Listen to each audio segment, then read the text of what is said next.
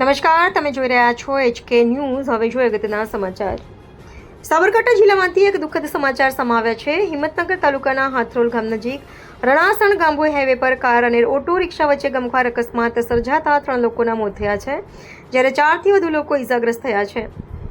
મળતી માહિતી અનુસાર રણાસણ ગાંભોઈ હાઈવે પર હાથરોલ ગામ નજીક બેફામ ઝડપે આવી રહેલી કાર ઓટો રિક્ષા સાથે ધડાકાભેર અથડાઈ હતી. ટક્કર એટલી ભયાનક હતી કે રિક્ષાનો કચરઘાણ નીકળી ગયો હતો. આ ગંભીર અકસ્માતમાં 3 લોકોના ઘટના સ્થળે જ મોત નીપજ્યા હતા, જ્યારે અન્ય 4 જેટલા લોકો ઘાયલ થતા તેમને તાત્કાલિક સારવાર માટે હોસ્પિટલ ખસેડવામાં આવ્યા હતા. અકસ્માતની જાણ થતાં આસપાસના લોકો મોટી સંખ્યામાં ઘટના સ્થળે દોડી આવ્યા હતા. ઘટનાના પગલે સમગ્ર વિસ્તારમાં શોક અને અરેરાટીનો માહોલ સર્જાયો હતો. અકસ્માતની જાણ થતાં ગાંભોઈ પોલીસ પણ તાત્કાલિક સ્થળ પર પહોંચી હતી અને વધુ તપાસ હાથ ધરી હતી. મૃતકોના મૃતદેહોને પોસ્ટમોર્ટમ માટે હિંમતનગર સિવિલ હોસ્પિટલ ખાતે ખસેડવામાં આવ્યા છે. HK news, Sabarkantha.